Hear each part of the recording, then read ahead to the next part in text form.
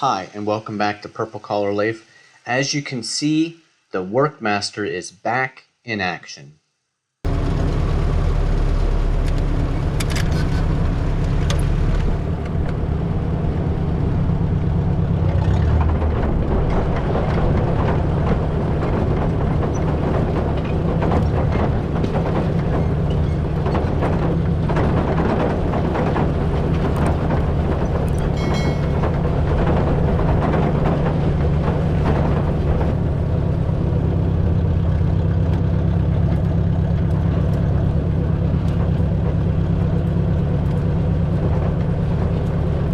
Little update on the tractor here. I got that carburetor back, reinstalled it, and was still having the same issue.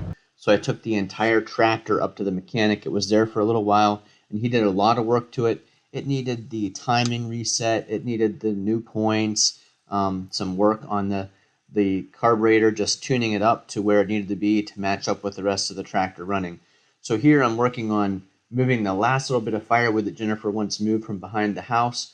Get that hauled inside. I burned it this winter so I can get this area cleaned up. But it's great after that tune-up how much better the tractor runs. Now it's still not 100%. At an idle and mid-throttle, it does great, purrs right along. But at absolute high throttle, in fourth gear on the road coming home from getting fixed, there was still some surging, not nearly what it was, but still some surging at really high throttle. So we'll have to try to figure out what that needs to get fixed. But it is so much better, unbelievably better, how much smoother it runs at normal operating speeds.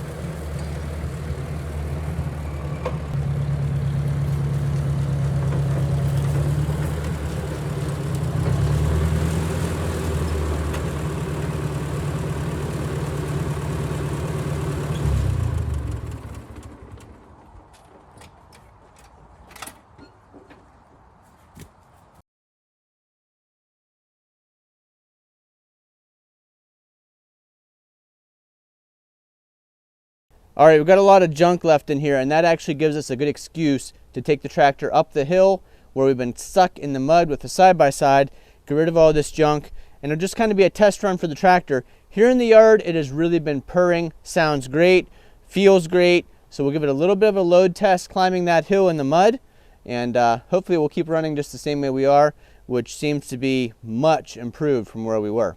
Let's take a ride. So we've got our red light in. Push the clutch in, put it in neutral, hit the starter. Starts right up.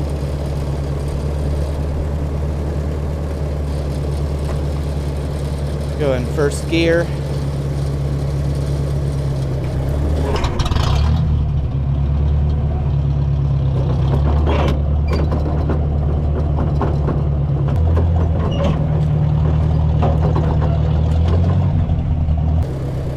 Crazy beautiful sunny day out.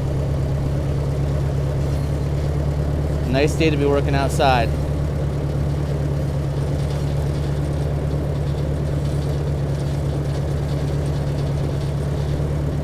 Okay, the hill is not nearly as wet and muddy as it was, but it's still going to be a test of load climbing up this hill to see if we get any of that surging, so we'll listen for it as we ride, but I think we're out of the woods here, so to say. We'll give it a try in second gear.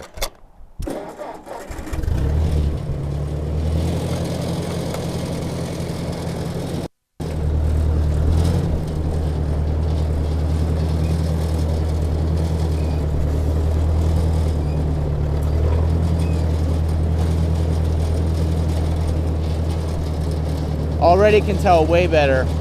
No surging climbing. Just a nice steady purr.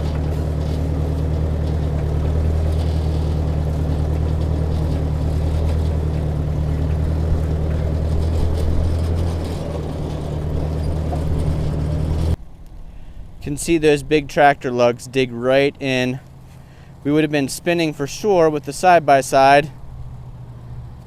But you can get a good look here at the grip that those tractor tires gave us coming up this hill.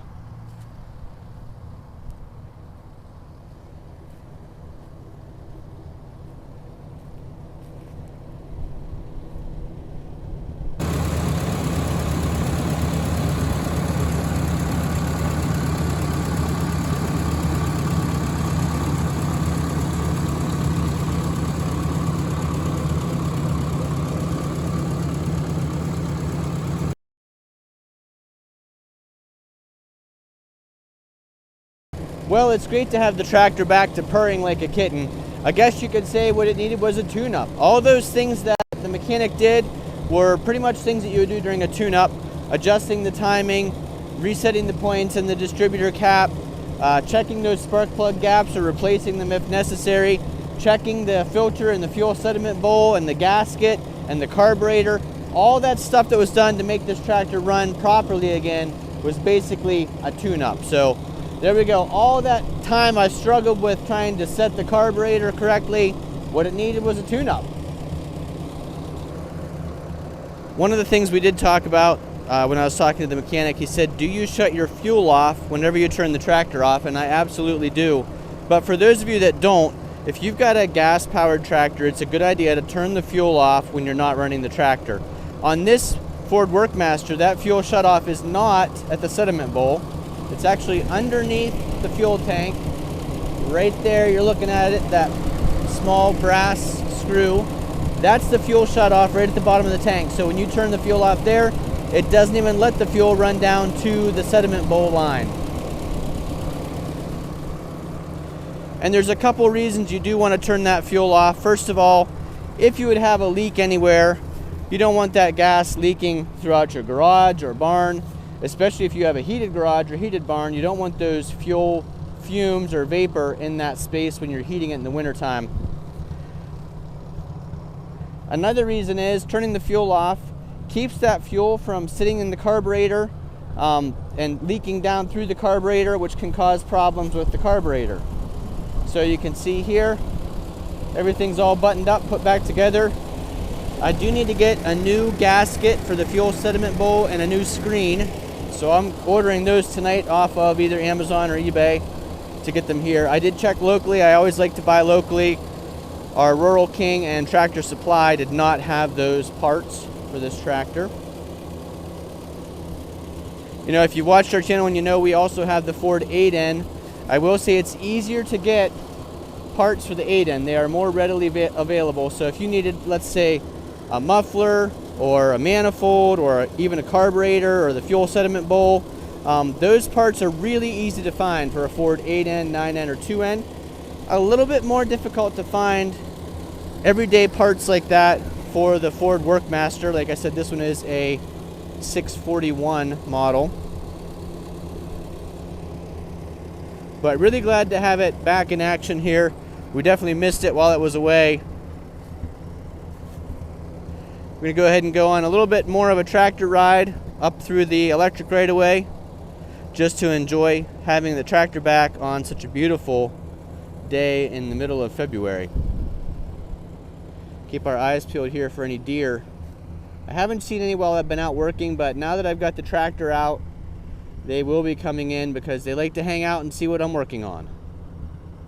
Alright, so once again, push down the clutch. We're going to go ahead and use first gear, I think, since we're sitting on the hill here. Climb up here.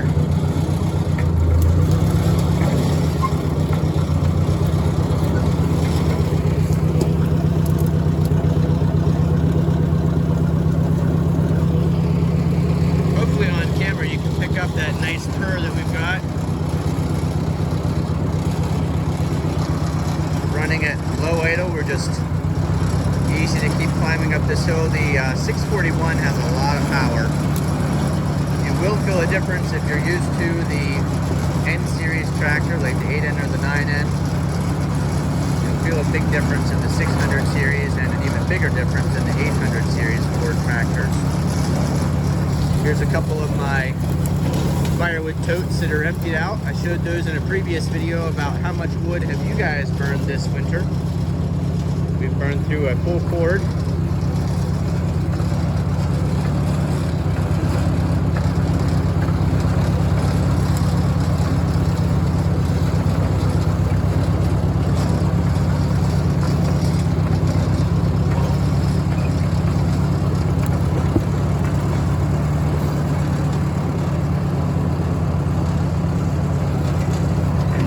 Electric right away now that was cleared out this summer.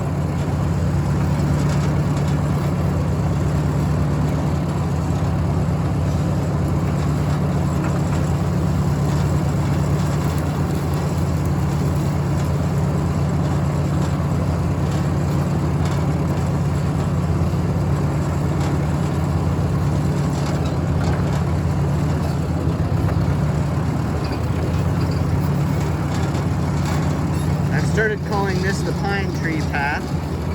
We will go down the pine tree path here on our way out. If you look through the woods here, you'll see there are no pine trees around, but somehow we have this little guy right here.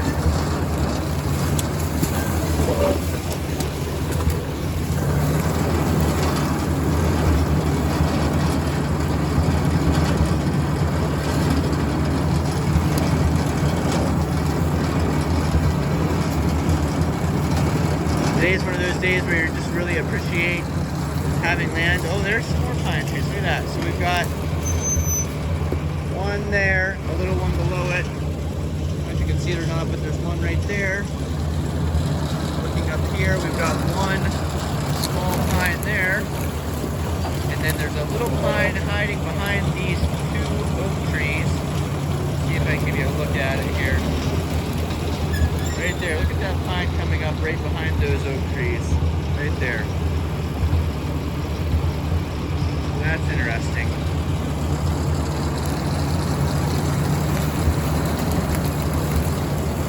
Another one in there, looks like the deer have been scraping at it. There's the old cabin.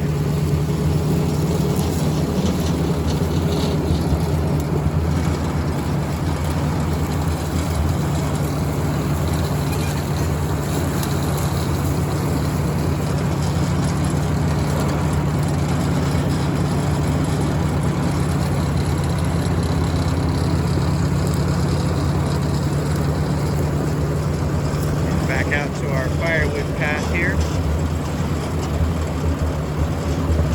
And that firewood stack's not looking too bad. You know, I am the world's worst firewood stacker, but that's looking pretty decent.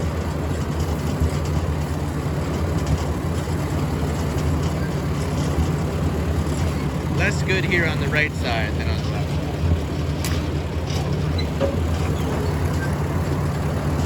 There's some more seasoned bins of cherry that I have ready to go in for winter time.